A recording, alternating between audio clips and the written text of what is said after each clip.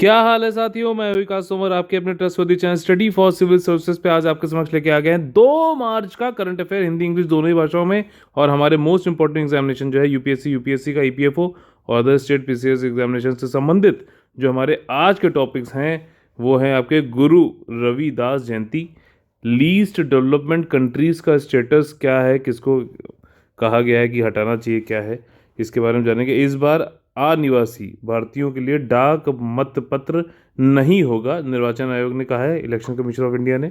India और Pakistan agree कर गए हैं कि 2003 का जो सीजफायर है उसको हम मानेंगे, सहमत हो गए हैं। अब ये जो बंदा है ये पाकी, ये कितना मानेगा ये देखना पड़ेगा, ठीक। और इसके बाद इसरो का PSLV जो है C-51 एमेजोनिया 1, इससे संबंधित क्या न्यूज़ आई है समझेंगे पूरी पूरी बात इसमें, ठीक। और आगे बढ़ने से पहले आप लोग के लिए जेंटल रिमाइंडर है कि ईपीएफओ 2020 का 9 मार्च से और यूपीएससी 2021 का जो है ताज़ा गरम गरम बिल्कुल जो है नया कंप्लीट पेड ग्रुप आपका 12 मार्च से स्टार्ट हो रहा है। आप लोग ज्वाइन कर सकते हैं 8564880530 और 9696066089 पे कॉल करके, ठीक। हमारा पहला टॉपिक है, देखिए ये यहाँ पे पर्सनालिटी वाला है, हिस्ट्री से रिलेटेड है और हिस्ट्री में भी आर्ट एंड कल्चर से रिलेटेड देखा जाए तो भक्ति मूवमेंट से बहुत ज़्यादा इंपॉर्टेंट है, ठीक। तो ये वाला क्या है कि गुरु रविदास जयंती। अब ये गुरु रविदास जी जो है ये सिखिज़्म में बहुत बड़े वो थे, ठीक, बहुत बड़ी फिगर हैं और भक्ति मूवमेंट में भी इनका काफ़ी बड़ा रोल है। एंटी कास्ट जो है इन्होंने अपना पूरा जीवन समर्पित किया है काफ़ी ज़्यादा। तो समझ लेते हैं, देखिए इनका बर्थ जो है ये 27 फरवरी को हुआ और सेंट इनको बोलते हैं, मतलब संत थे। और 644वां मतलब काफ़ी जो है मतलब पहले थे ये। और इनका जो बर्थ हुआ था वो माघ पूर्णिमा को हुआ था, यानी कि जो दूसरा फुल मून डे होता है माघ के मंथ में हिंदू लूनर कैलेंडर के अनुसार, ठीक, पूर्ण चंद्र दिवस होता है, ठीक, माघ महीने में। अच्छा, हिंदू कैलेंडर में सबसे पहला महीना कौन सा होता है और सबसे आखिरी महीना कौन सा होता है ये बताइए। ये जो है आपके रविदास जयंती जो है, इन रविदास जी ये northern parts of the country, मतलब जो उत्तर भारत है उसमें ज़्यादा मनाया जाता है, पंजाब, हिमाचल प्रदेश, हरियाणा में। और इस दिन जो है जो डिवोटी होते हैं इनके वो डुबकी लगाते हैं गंगा नदी में, ठीक। और इनकी जो है वो कौन से मंत्र ये गाते हैं, अमृत बानी गाते हैं, ताकि मतलब डुबकी लगाते हुए ये सब कुछ मतलब काफ़ी इंजॉय करते हैं। एंड ए स्पेशल आरती भी होती है इस दिन पर, ठीक। गुरु रविदास जी जो हैं ये 1450 ईस्वी मतलब AD में हुए थे, कॉमन एरा में, ठीक, वाराणसी में। और ये फाउंडर हैं रविदासिया रिलीजन के, धर्म के। और इन्हें रैदास, रोहिदास, रूहीदास के नाम से भी जाना जाता है। ये प्रसिद्ध कवि थे जिन्होंने भक्ति आंदोलन में प्रमुख भूमिका निभाई थी, समझ में आई बात। और अगर आपको देखा जाए तो आदि ग्रंथ जो है, जो कि सिखिज्म में एक बहुत ही पवित्र जो है ग्रंथ है, उसमें इनकी 40 के करीब जो है पोयम इस आदि ग्रंथ में है, ठीक। और इनकी पूरी लाइफ जो थी वो समर्पित थी कि किस तरीके से उन्मूलन किया जाए जाति व्यवस्था का। और ये ब्राह्मण समाज की धारणा का भी खुलकर विरोध करते थे, ठीक। अच्छा, ब्राह्मणिकल सोसाइटी की बात हो रही है यहाँ पे, ध्यान रखिएगा। और ये मतलब जो है 1520 AD में इनकी आखिरी जो सांस इनको मिली। और भक्ति मूवमेंट क्या है ये जानना जरूरी है। ये जो है आपका भक्ति मूवमेंट, ये कहा जाता है कि इसका उद्गम जो है तमिलनाडु में हुआ था करीब 7वीं या 8वीं सेंचुरी में। और ये सांस्कृतिक, सामाजिक और धार्मिक जो है क्रांति थी। और इसमें मतलब संस्कृति से आप देखो, लोकल लैंग्वेजेस को ज़्यादा बढ़ावा दिया गया था, समाज में ऊंच नीच कुछ नहीं, सब बराबर है। रिलीजियस ये है कि मतलब ज़्यादातर जो भगवान है या जो भी कृष्ण जी हैं या फिर इस तरीके से जो हमारे हैं वो एक ही हैं। और हम मतलब एक एक वन गॉड इज़ वन वाली बात थी। और जो है मूर्ति पूजा वूजा के इन्होंने काफ़ी खिलाफ थे भक्ति मूवमेंट। ओवरऑल जनरल फीचर्स बता रहा हूँ, ठीक। और ये था कि पूरा आप उनके लिए जो है विलीन हो जाओ अपने जो है गॉड के लिए। कोई मतलब किसी को बीच में कोई भी इन आपका जो है इंटर बिचौलिया नहीं होना चाहिए, ठीक है। ये सारी चीज़ें जो है भक्ति मोड में होती थी एक तरीके से। और जो भी जो है मतलब नॉलेज वॉलेज है सबके लिए है, ये नहीं कि कोई एक ही वर्ग जो है पढ़ सकता बाकी नहीं पढ़ सकते, ये सारी चीज़ें थी इसमें। और इन्होंने ये भी बताया कि जो इंडिया की फ्रीडम स्ट्रगल था वो भी, उसमें भी इनका काफ़ी इन्फ्लुएंस था भक्ति मूवमेंट का, ठीक। भक्ति मूवमेंट का आपने देखा होगा, ये जो मतलब ये आपका स्वदेशी मूवमेंट हुआ, इन सब में भी काफ़ी भक्तिज्म का कि मतलब इन्फ्लुएंसेस थे। इसके बाद तमिलनाडु से जो है धीरे धीरे ये ऊपर मतलब उत्तर भारत में बढ़ा, और 10वीं और 12वीं में कर्नाटका, महाराष्ट्र, 13वीं में, और फिर हर जगह जो है 16वीं सेंचुरी में पहुंच गया। ठीक। और रीजनली जो इसका डेवलपमेंट हुआ वो different around different gods and goddesses हो गया। इसके कुछ सब सब सेक्ट्स भी निकले। ठीक है। उप संप्रदाय भी निकले, जैसे वैष्णविज्म विष्णु से रिलेटेड थे, शैविज्म शिव जी से, और शक्तिज्म शक्ति गॉडेसेस से।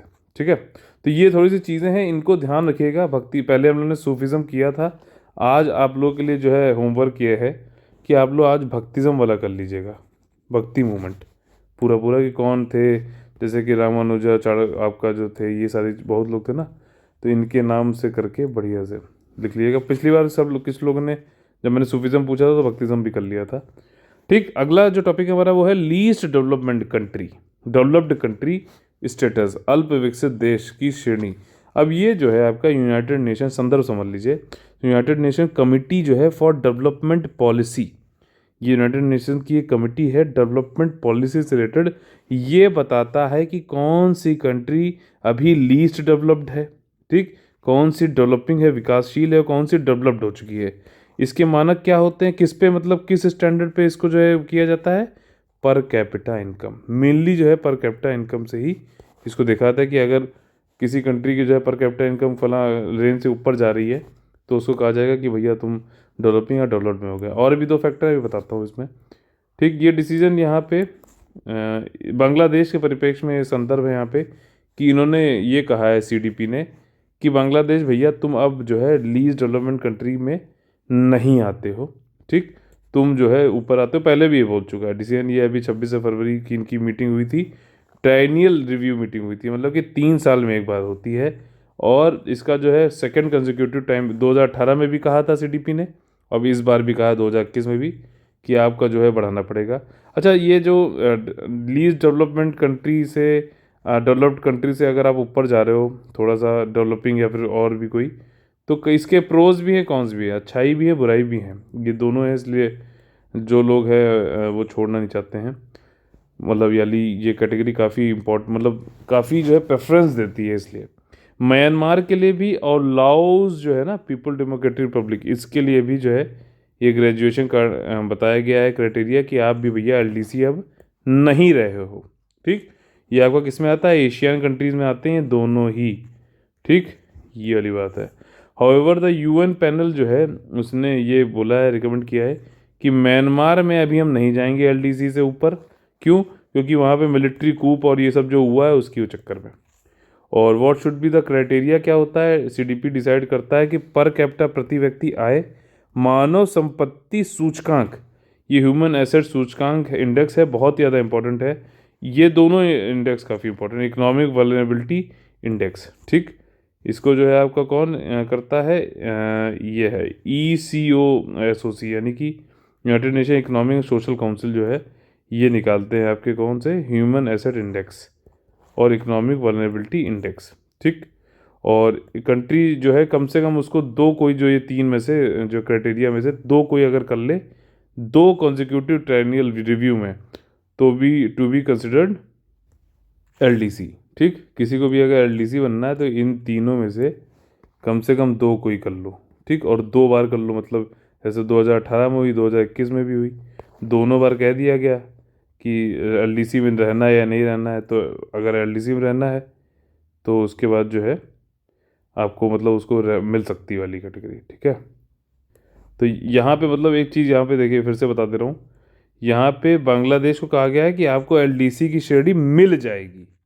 ठीक। तो इन्होंने जो पर कैपिटा इनकम और ये दो इंडेक्स जो हैं, इनमें से लगातार 2 बार जो है जो इनकी मीटिंग हुई उसमें ये दर्जा पाने की बात कर दी है। इसी तरीके से म्यांमार और लाओस की भी बात हुई है।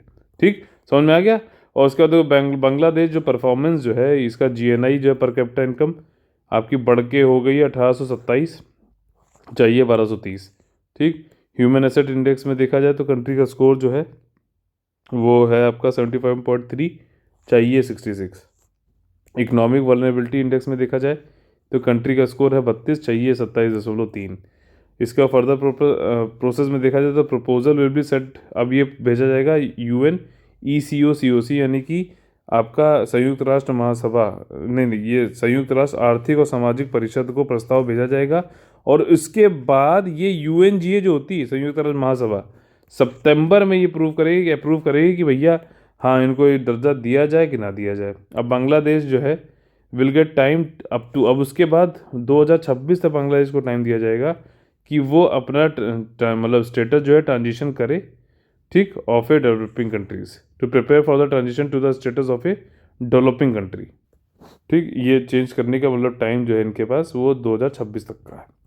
इसका यूजली जो है country are given 3 years for transition. देखो वैसे तो 3 साल दिया जाता है, लेकिन इस बार इनको 5 साल क्यों दिया जा रहा है? कोविड के चक्कर में, कोविड के चक्कर में दिया जा रहा है। ये सारे पॉइंट इंपॉर्टेंट हैं, इन्हीं से स्टेटमेंट बना के क्वेश्चन बनाएगा वहाँ पे। ठीक, इम्पैक्ट अच्छा क्या होता है अगर विभिन्न देशों का, अगर आप एलडीसी पा जाते हैं तो कई जगह इनको प्रेफरेंशियल ट्रीटमेंट, एक्सपोर्ट में, आयात करने में, आपका जो है सब्सिडी एग्रीकल्चर में, जो इंडस्ट्रीज़ हैं बहुत मतलब छोटी सी शिशु उद्योग हैं उनको बढ़ावा दिया जाता है, क्लाइमेट फाइनेंस मिलता है, ये सब चीज़ें होती हैं, वो सब रुक जाएंगी अगर आप एलडीसी से नहीं रहते हो तो।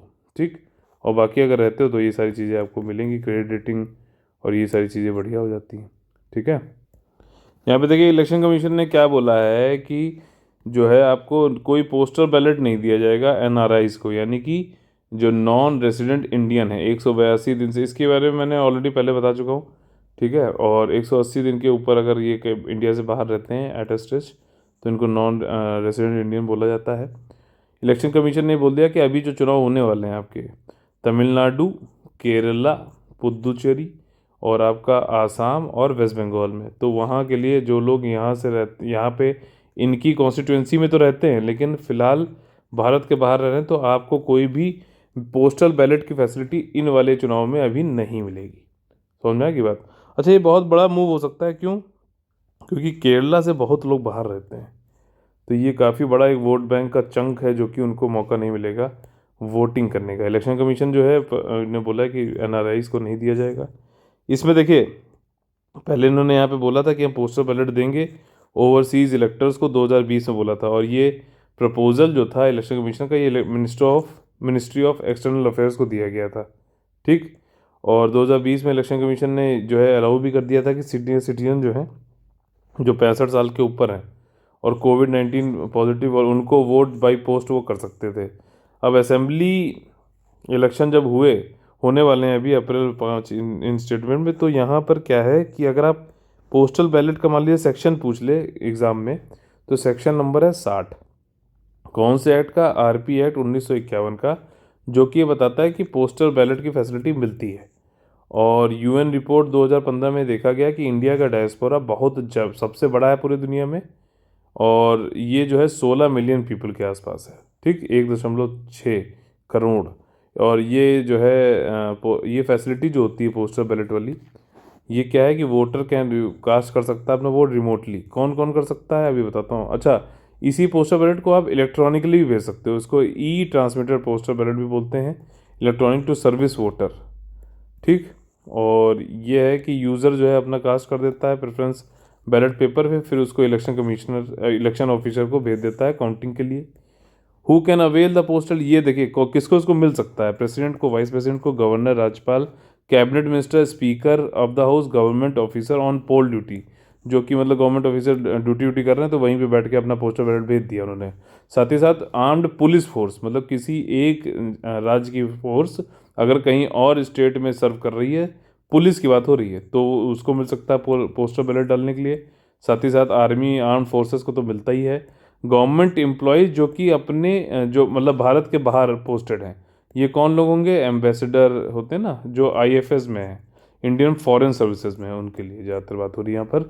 इंडिया पाकिस्तान एग्री कर गए हैं कि 2003 का सीज़फायर है, हम उसको पालन करेंगे। अब ये कितना पालन करेगा ये मतलब क्या ही कह सकते हैं। चलिए देखिए, इन्होंने ये बोला है कि हाँ हम अब इसको जो है स्ट्रिक्टली इसको ऑब्जर्व करेंगे, जितने भी एग्रीमेंट हैं, जितने भी समझौते हैं, जितना भी सब कुछ है सीज़फायर, सब कुछ लाइन ऑफ कंट्रोल पे जो सीज़फायर है सबको जो है हम पूरा और ये किसने किसने किसके किसके बीच में? देखिए डीजीएमओज जो है, डायरेक्टर जनरल मिलिट्री ऑपरेशंस, इनके बीच में मीटिंग होती है इंडिया पाकिस्तान दोनों के बीच में। ठीक, और उसमें ये चीज़ कही गई है, हालांकि बहुत मुश्किल है। ठीक, अच्छा आप लोग बताइए, यूएन मोजिप ये क्या है? यूनाइटेड नेशन ने आपका एलओसी पर इंडिया, आपका जब ये कश्मीर वाला हो गया था 1948 में, पाकिस्तानियों ने अपने कबाइलियों से हमला कर दिया था, उसके बाद जब ये हटा दिए गए, एलओसी बन गया, तो उस पर देख रेख करने के लिए कि कौन क्या है, इंडिया पाकिस्तान, जब तक जो है कश्मीर का मुद्दा हल नहीं होता तब तक यूएन की एक मतलब फोर्स होती है जो मतलब वो लगी रहती है, वो चेक करती रहती है कि कोई एलओसी पे जो है कोई दिक्कत तो नहीं हो रही, तो उसको अनमोजिब होती है। अच्छा इंडिया कभी इसके बाद नहीं जाती है शिकायत करने, क्योंकि इंडिया ये समझती है कि 1971 के जो शिमला कॉन्फ्रेंस हुआ था, ठीक, इंदिरा गांधी जी वाला, तो उसमें समझते हैं कि जब ये कहा गया था शिमला कॉन्फ्रेंस में, ये मैं ऐसी चीज़ बता रहा हूँ जो आपको बहुत ढूंढने के बाद मिलेगी, ध्यान सुनिए। तो शिमला कॉन्फ्रेंस में बताया गया था कि जितने भी मुद्दे हैं इंडिया पाकिस्तान के बीच में वो सब बायलेटरली जो है सॉल्व किए जाएंगे।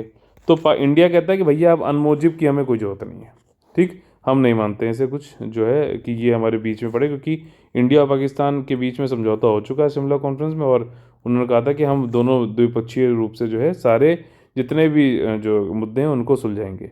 लेकिन पाकिस्तान रोतू रोतल्ला जो है ये जाके जैसे कुछ होगा सीज फायर, जो पहले खुद गोली दाग के भाग ले छुप जाएगा है, और उसके बाद जब इंडिया वाले जब उस पर रिटेलिएट करेंगे तो ये चला जाएगा रोते हुए किसके पास में, अनमोजिब के पास में, ठीक, और उनके कहेगा देखो यार गोली मार दी से यार क्या करें। तो ये वाली बात है, ये चीज़ करता है प्रैक्टिकली, ये हो रहा है ग्राउंड पे। तो अब फिर भी चलिए समझ लेते हैं कि 2003 का सीज फायर कब हुआ, ये एग्रीमेंट जो है कैसे क्या चीज़ें हुई। 4 साल बाद जब कारगिल वॉर हुआ तो 4 साल बाद सीज फायर एग्रीमेंट हो गया। सीज फायर एग्रीमेंट ये 2003 से 6 तक तो बहुत अच्छा चला, ठीक। इसमें यही था कि जो है एलओसी के आर पार लोग अच्छे जाएं, व्यापार बढ़े, ये सारे काम करने के लिए किया गया था, ठीक। और उसके बाद इंडिया जो है ये कंप्लीट कंस्ट्रक्शन कर सकता है फेंस का, एलओसी लाइन पर, ये समझौते में बोला गया था, ठीक। और ये एग्रीमेंट जो है बहुत अच्छे से चला, पीस वीस सब बना रहा 2006 तक। लेकिन 2006 के बाद जो है जिनकी रोटियां इस दहशत गर्दी से ही चलती हैं उनको होने लगी दिक्कत, जैसे कि आर्मी आपकी जो है आईएसआई पाकिस्तान की, और आर्मी आपको पता है मतलब ये शायद डेटा थोड़ा पुराना भी होगा लेकिन होगा लगभग सेम ही, पाकिस्तान का जो टोटल बजट होता है उसमें से 60% करीब जो है वो डिफेंस पे, मतलब ये आर्मी और इन सब से रिलेटेड जो है इन सब खर्चों में जाता है। तो मतलब आप समझो इनडायरेक्टली आर्मी जो है वहाँ की, वो आईएसआई जो है ये चलाती है गवर्नमेंट को, ठीक, ये पाकिस्तान चलाती है। और पाकिस्तान की जो गवर्नमेंट है, ठीक, जो क्रिकेटर बैठा हुआ है, तो वो सब एक मुखौटा है, ठीक, और ये एक दूसरे मतलब ये खाली जो है इसके माउथ पीस है, बाकी काम पूरा जो है आर्मी ही करती है, ठीक। बहुत ही अंदर की बातें आज बता रहा हूँ आप लोगों को पाकिस्तान से रिलेटेड, और ये सच्चाई है, ठीक है। और इसके बाद समझिए कि 2003 से 6 के बाद से क्या है, फिर से वो जो है फायरिंग वायरिंग करने लगे, फिर से दहशत गर्दी चालू हो गई और फ्रिक्वेंसी बढ़ा दी, काफ़ी लोगों को नुकसान भी जान माल का होता रहता है। अच्छा कंसर्न यही है कि इंटरेस्ट अगर देखा जाए कब तक ये जो समझौता है जो फिर से हुआ ये कब तक लागू रहता है, चालू रहता है। और पाकिस्तान हमेशा ये शो करता है, पाकिस्तान हमेशा पीस चाहता है, रिलेशनशिप अच्छा करना चाहता है, लेकिन कभी भी ज़मीन पे देखा जाए तो इम्प्लीमेंट नहीं करता है, ये वाली चीज़ है। पाकिस्तान की एक उस मतलब हमसे 3 4 बार पिट चुका है ये, ठीक है, डायरेक्टली भिड़ने पे, तो इसको इसकी एक वो है, एक स्ट्रेटजी है कि ब्लीड इंडिया बाई 1000 कट्स, ठीक, 1000 कट से मतलब धीरे धीरे टेररिज्म के जरिए जो है, क्योंकि सिमेट्रिकल वॉर मतलब आमने सामने तो कर नहीं सकते, तो अभी एसिमेट्रिकल वॉर पे चला गया है, ठीक, कि मतलब जो है धीरे धीरे टेररिज्म के जरिए जो है हम धीरे धीरे इसको परेशान करो, इसको इंस्टेबिलिटी लाओ इसके यहाँ, और जो है इनको जो है कभी बढ़ने दो ना दो, पीस अमल चैन रहेगा तो डेवलप्ड हो जाएंगे, तो और ज़्यादा जो है ताकतवर हो जाएगा पाकिस्तान मतलब हिंदुस्तान, तो ये वाली चीज़ है। और पाकिस्तान तो मतलब बम बनाना तो कहेंगे भैया चाइना थोड़े पैसे दे दो, इस टाइप से मतलब भिखारीगिरी इनकी चलती रहती है, लेकिन सुधरेंगे नहीं। अब एक चीज़ होती है ना कि they have nothing to lose, they are already a loser, ये वाली बात है, ठीक। तो Pakistan always try to show the world कि वहाँ वाली बात हो गई। बाई एन एग्जाम्पल अगर देखा जाए तो लास्ट टाइम क्या है कि 5,000 से ज़्यादा बार क्रॉस फायर हुई, वॉलेशन हुई, और जम्मू एंड कश्मीर में तो देखा जाए कि आपका 46 फैटल कैजुअलिटीज़ भी हो गई 2020 में, जान चली गई, मतलब ये समझ लीजिए 46 लोगों की। और जैसे जैसे अब देखो जब सर्दियाँ होती हैं तो काफ़ी बर्फ़ वर्फ जमी रहती है तो दिक्कत होती है इनको घुसने में, ठीक है ना, क्योंकि इनके पास कपड़े तो हैं नहीं। लेकिन जैसे जैसे समर हो जाता है तो क्या होता है कि अब जब बर्फ़ वर्फ पिघलने लगती, गर्मी थोड़ी आने लगती, तो ये फिर से जो है घुसने की कोशिश करने लगते हैं, घुसपैठ करने की। और इसीलिए और ज़्यादा जो है, अब ये क्या है आप समझना एक चीज़, अब ये कह देंगे कि हाँ हम अमन चैन चाहते हैं, ठीक, और इसके बाद क्या है धीरे से अपने पिल्ले छोड़ देंगे कि आओ इंडिया में जाओ, इंडिया में जाओ, धीरे धीरे, समझ रहे हो। तो अगर ये समझ लो कि कुछ नहीं कर रहे हैं हरकत, तो ये अपने आप को अपना जो है भीख मांग मांग के, चंदा मांग मांग के अपनी जो है स्ट्रेंथ फिर से वो मजबूत कर रहे हैं, और फिर जो है जैसे हमारा ये फिर से घुसपैठ चालू कर देंगे। तो ये मतलब इन लोग की चीज़ पूरी समझ में तो आती है भारतीयों को, लेकिन जो अब फ्रंट पे बोल रहे हैं कि हाँ ठीक है, तो ठीक है, हम क्यों मना करें भाई, करके दिखाओ तो एक बार। मेल्टिंग ऑफ आइस के बाद में है कि पाकिस्तान को ये भी मतलब अपॉर्चुनिटी मिल जाती है कि टेररिज्म फैला सके। अब देखिए ये वाला हमारा ये मैप है हमारा। वैसे तो अब लद्दाख ऐसे रहता है। अक्साई चिन जो है चाइना के पास है, ये LAC कहलाता है। मकमोहन लाइन है चाइना और इंडिया के बीच में, जिसको जो है चाइना नहीं मानता है। पाकिस्तान और इंडिया के बीच में कौन सी है, रेड क्लिफ लाइन है।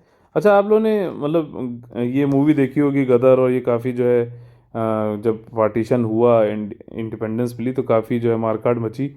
उसके पीछे का एक रोचक सत्य आपको बताऊं अगर, बहुत ही बेहतरीन, तो ये समझ लीजिए कि रेड क्लिफ जी जो थे, इनको ये दिया गया, ये वैसे तो ये इनको कुछ मालूम मालूम नहीं था, पहली बात तो ये इस चीज़ से अनभिज्ञ थे, लेकिन इनको लगाया गया, ठीक। तो ये कह सकते हो कि इस काम के लिए सूटेबल आदमी नहीं थे। चलो लगा लिया, कोई बात नहीं। 15 अगस्त को देश हमारा, 14 को जो है आज़ादी मिल गई पाकि को, और 15 अगस्त को हमारे महान भारत देश को मिली। इन भाई साहब की जो रिपोर्ट थी कि कहाँ से ये बॉर्डर खिंचेगी, ये आई थी 17 अगस्त को। तो 2 दिन तक जो मारकाट मची, कौन कहाँ आया, कौन पाकिस्तान में गया, कौन हिंदुस्तान में गया, ये जो है ना, मतलब इनके चक्कर में ये 17 तारीख को उन्होंने रिपोर्ट दी थी। ये क्या आप लोगों को फैक्ट पता था कि नहीं पता था, जरूर बताइएगा, ठीक। और आप लोगों को अगर फेक फैक्ट लग रहा है तो जाके एक बार पढ़ लेना। पाकिस्तान ऑक्युपाइड कश्मीर देखिए ये है, यहाँ से इसके ऊपर जो है ये पूरा पाकिस्तान ऑक्युपाइड कश्मीर है। और पाकिस्तान ये कहता है कि ये सब कश्मीर जो है ये इंडिया ऑक्युपाइड कश्मीर है। खैर जो भी है, एक एरिया जो है ये वाला, ठीक, सक्षम बोलते हैं इसे, ये एरिया पाकिस्तान ने चाइना को दे दिया है। समझ रहे हो, मतलब बांट बांट के खा रहे हैं ये। अच्छा GS पेपर 3 में अगला टॉपिक जो हमारा है वो है PSLV-51, इसरो ने भेजा, अमेजोनिया मिशन तो जो है इसमें भेजा गया। संदर्भ समझ लेते हैं, 28 फरवरी को ब्राज़ील का ऑप्टिकल अर्थ ऑब्जर्वेशन, मतलब ये क्या है, अमेज़ोन के जंगलों को देखेगा, उसमें जो फॉरेस्ट ख़त्म हो रहा है और मतलब कहाँ पे फॉरेस्टेशन क्या ग्रोथ है, उन सबको देखेगा। अमेज़ोन के जंगलों को जो है हम क्या बोलते हैं, लंग्स ऑफ दी वर्ल्ड भी बोलते हैं, ठीक। और इसमें देखिए ये यही पे चीज़ है कि ये अमेजोनिया इसका नाम दिया गया है। अच्छा इस वाले जो लॉन्च व्हीकल था हमारा, PSLV टाइप से था, PSLV लॉन्च व्हीकल 51 था। ये मिशन कौन सा था PSLV का, 53वां था, 51 था। इसमें 18 को पैसेंजर सेटेलाइट थी। तो इसमें ये मत समझिएगा पैसेंजर इसमें ह्यूमन ह्यूमन जैक बैठ रहा है, ठीक है ना, वो वाला पैसेंजर नहीं, मतलब सेटेलाइट ही पैसेंजर है। 18 सेटेलाइट भारत ने भेजी इस मिशन के जरिए, और इसमें से जो है 5 इंडिया की थी और 13 जो है ये बाहर की थी, ठीक। और एक अमेजोनिया तो था ही था। और ये कहाँ से, सतीश धवन सेंटर श्रीहरिकोटा से भेजा गया, जो कि आंध्र प्रदेश के नेल्लोर डिस्ट्रिक्ट के पास में है, पुलिकट लेक के पास में है। मैपिंग जरूर, जहाँ पे भी लोकेशन आए आप लोग मैप बुक जरूर रखो। मैं पहले रोज बताता था, लोगों को दिक्कत होती थी, तो फिर से चलो आज बता दे रहा हूँ, दिक्कत करवाऊंगा आपको, क्योंकि ये ज़रूरी है। No gain without pain. India के लिए मैप बुक आपको चाहिए ऑक्सफोर्ड की, और वर्ल्ड के लिए आपको चाहिए map book Orient black swan की। प्लीज़ जैसे लोकेशन आए उसको ज़रूर एक बार देखो, रोज़ मेरा ये वीडियो देखते समय, ठीक। द सेटेलाइट जो इन्होंने कैरी की थी ये 53वां PSLV, ये सारी चीज़ हो गई। अच्छा जो अर्थ है इसके पोल से ये हैं, उत्तर ध्रुव ये है, साउथ ध्रुव ये है, तो ये ऐसे ऐसे चलता है, देखिए ऐसे पोलर पे रिवॉल्व करता है। आपका जियो स्टेशनरी जो होता है वो आपका इक्वेटर के ऊपर ऐसे चलता है, ऐसे, ठीक है। कितने दूरी पर, 36,786 किलोमीटर, ठीक। तो ये कुछ फैक्ट्स हैं, जितनी बार पढ़ोगे आपको भी याद होता रहेगा, चिंता मत किया करिए, ठीक। इसके बाद जो है ये हमारा जो पहला डेडिकेटेड मिशन था न्यू स्पेस इंडिया लिमिटेड का। एक हमारी कमर्शियल जो वाणिज्यिक संस्था है इसरो की, ठीक, वो है अंतरिक्ष नाम से, और ये दूसरी है, ये बेंगलोर में स्थित है। बेंगलोर में अच्छा इसरो भी स्थित है, ध्यान रखिएगा। अच्छा मैं कंफ्यूज हो रहा हूँ थोड़ा सा, आप लोग जरा क्या मेरी हेल्प करेंगे, और ज़रूर करेंगे आप लोग। न्यू स्पेस इंडिया लिमिटेड क्या बेंगलोर में स्थित है? ठीक, और ये मिशन जो है इसको कमर्शियल अरेंजमेंट था यूएस के स्पेस फ्लाइट इंक्लूसिव के साथ में मिलकर। अमेजोनिया जो है वही है आपका, ये आपका national institute for space research ने किया था, ये आपका जो है। और इसका यही मतलब है कि अमेजोन के रीजन को देखो कि कैसा एग्रीकल्चर, कैसा डिफॉरेस्टेशन, सब मॉनिटरिंग वॉनिटरिंग करो। ठीक, अदर जो सेटेलाइट थे 13 जो है यूएस से थे, और ये सब टेक्नोलॉजी डेमोन्स्ट्रेशन सेटेलाइट भी थे, मतलब एक्सपेरिमेंट वाले, और टू वे कम्युनिकेशन और डेटा रिले वाले भी उपग्रह भी थे इसमें। सतीश धवन सेटेलाइट एक भेजी गई जो कि स्पेस किड्स इंडिया ने बनाई थी, नैनो सेटेलाइट है। सेटेलाइट के वजन के अनुसार जो है उसका जो है नामकरण होता है। ठीक, जो वर्गीकरण है वो अलग अलग है, नैनो होता है। तो एक फेम्टो होता है, पिक्टो होता है, ठीक, नैनो होता है। इसको जरा आप लोग जो है एक बार इसका एक बार चार्ट बना के जरूर अपने नोट्स में लिखिएगा। ठीक, और रेडिएशन लेवल, स्पेस वेदर, कैसा कैसा जो है अंतरिक्ष मौसम मौसम होने वाला है, लंबी दूरी की संचार प्रौद्योगिकी का प्रदर्शन करना, ये सारी चीज़ें कौन सा सतीश धवन सेटेलाइट करेगा। स्पेस किड्स इंडिया ने इसको बनाया है, नैनो सेटेलाइट है ये। ठीक, हैवी सेटेलाइट बोलते तो उसको तुरंत ही काट देना। यूनिटी सैट जो है ये 3 सेटेलाइट थी जो कि रेडियो रिले सर्विस करेगी। और एक और सेटेलाइट बिलोंगिंग टू डीआरडीओ, उसका नाम क्या था? सिंधु नेत्र। बहुत ज़्यादा इंपॉर्टेंट है सिंधु नेत्र, पूछ सकता है, ये सर्विलांस कर सकता है आपका इंडियन ओशियन रीजन में, भारतीय महासागर में भी, और जो है लैंड, जो आपका एल ए सी वाला ऊपर हम लोग मैप देख रहे थे वहाँ पे भी ये कर सकता है। अच्छा, इसरो के बारे में समझ लेते हैं। इसरो जो है हमारा देश का स्पेस एजेंसी है, राष्ट्रीय, और बेंगलुरु में स्थित है। पहले इसका नाम था इनकोस्पार, मतलब Indian national committee for space research नाम से था। जवाहरलाल नेहरू जी ने जो है इसको बनाया था, किसके अंतर्गत? डिपार्टमेंट ऑफ एटॉमिक एनर्जी के अंतर्गत, परमाणु ऊर्जा विभाग के अंतर्गत 1962 में। और जो है ये बढ़ा, फिर उसके बाद इसका नाम इसरो रख दिया गया 1969 में। ठीक, तो और इसने पहला अपना जो सेटेलाइट बनाया उसका नाम था आर्यभट्ट 1975 में, जिसको सोवियत यूनियन की मदद से लॉन्च किया गया था। और आगे बढ़ने से पहले आगे हम लोग का आ गया है मेन, जो कि मतलब हम पढ़ते तो हैं लेकिन उससे एग्जाम में क्वेश्चन कैसे सॉल्व किया जाए, इसीलिए कॉमन का आईएएस पीसीएस वाला जो हमारा सेक्शन होता है इसको मिस बिल्कुल मत किया करिए, इसमें टॉपिक भी एक्स्ट्रा होते हैं ये। ठीक, तो देखिए यहाँ पे रेयर डिसीज को से संबंधित जो है, रेयर डिसीज डे से संबंधित कौन से स्टेटमेंट फॉल्स है ये पूछा गया है। रेयर डिसीज जो है ये सेकेंड लास्ट डे पे को होता है फरवरी के। अगर ये आपने स्टेटमेंट सुना और आपको कुछ अजीब सा लग रहा है तो बिल्कुल ठीक है, अगर नहीं लग रहा तो दिक्कत है। ठीक, रेयर डिसीज डे जो है दुर्लभ रोग दिवस हर साल फरवरी के दूसरे अंतिम दिन मनाया जाता है। ठीक, ये है पहला स्टेटमेंट, सही है कि गलत बताइए।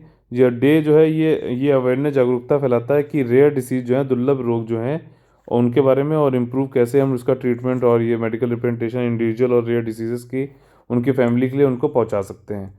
ठीक, रेयर डिसीज डे जो होता है ये पहली बार European organisation for rare diseases ने चालू किया था, एंड उसकी जो काउंसिल थी, परिषद थी, नेशनल अलायंसेस 2008 में। तो देखिए दूसरा और तीसरा तो सही है, लेकिन पहला वाला गलत है। पहला वाला गलत क्यों है? कि भाई अगर हम ये कह रहे हैं कि फरवरी के सेकंड लास्ट डे दे रहे हैं होता है, तो इससे क्या वो तुक बन रहा है? कुछ नहीं बन रहा है, ये एक्चुअली लास्ट डे को होता है। तो इससे पता चलता है कि भैया इस साल ये 28 तारीख को हुआ और लीप ईयर में होगा, यानी कि 2024 में तो 21 तारीख को होगा, 29 फरवरी को होगा। ठीक, समझ में आ गया बात? ये होती है चीज़। अगला जो हमारा क्वेश्चन है वो है चन्नापट्टन्ना जो है आपका सिटी से संबंधित। इसमें ये कह रहा है चन्नापट्टन्ना एक सिटी है आंध्र प्रदेश में, और ये फेमस है वुडन टॉयज़ के लिए, लेकवेयर वेयर के लिए। और इसको जो है टाउन ऑफ टॉयज़ भी बोला जाता है, गोम्बेगला नगरा भी बोला जाता है। और ये टॉय, ओ सॉरी आंसर आ गया, नो नो। ठीक, ये जो टॉय हैं चन्नापट्टन्ना वाले है, इसको जोग्राफिकल इंडिकेशन टैग्स भी मिला हुआ है। अच्छा, जोग्राफिकल इंडिकेशन टैग जो होता है वो सिर्फ और सिर्फ गुड्स के लिए मिलता है, ध्यान रखना। किसी एक विशेष जगह पे, लोकेशन पे कोई एक विशेष चीज़ बनती है तो उसको मान्यता, रिकॉग्निशन दी जाती है ताकि डुप्लीकेशन ना हो और इन लोगों को बेहतर दाम मिल सके, और वहाँ के लोग जो है थोड़ा उनको प्रसिद्ध भी, उनको फेमस भी किया सके। जैसे कि लखनऊ में अगर आप लोग जाओगे तो जो है चिकन की वो कढ़ाई वाले कुर्ते मिलते हैं, मध्य प्रदेश में चंदेरी साड़ीज़ हैं। ठीक, लड्डू है आपका जो तिरुपति वाला, ठीक है ना। वैसे अच्छा बताओ, रसगुल्ला कहाँ का है जीआई टैग? ठीक, उड़ीसा का है कि वेस्ट बंगाल का? बताइए, क्वेश्चन क्या है ये आपके लिए। तो जो देखिए यहाँ पे क्या है कि आपका दूसरा और तीसरा स्टेटमेंट जो है वो सही है, पहला स्टेटमेंट सही नहीं, क्योंकि ये चन्नापटना जो है ये सिटी कर्नाटका में है, रामनगरा डिस्ट्रिक्ट में। और ये जो टॉयज़ हैं चन्नापटना वाले, ये टीपू सुल्तान ने पर्शिया यानी कि आज का ईरान है वहाँ से कुछ आर्टिस्ट बुलाए थे और कहा था भैया कि हमारे लोकल जो आर्टिज़न हैं, कारीगर हैं, उनको जो है उनको ट्रेन करो कि किस तरीके से लकड़ी के टॉय मेकिंग करनी है। तो इसी तरीके से हमारा आज का जो ये सेशन खत्म होता है। बहुत ही ज़्यादा इंटरेस्टिंग था, बहुत ही ज़्यादा इंपॉर्टेंट थे।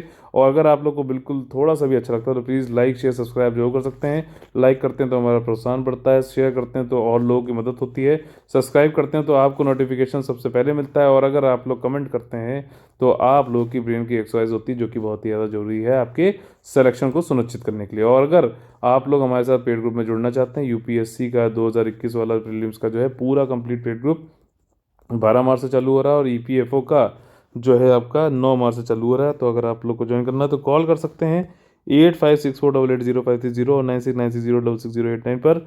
कल फिर से मुलाकात होगी, तब तक के लिए आप लोग से अलविदा। जय हिंद, जय Bharat, all the very best है। सुबह 6 बजे जरूर मिलना।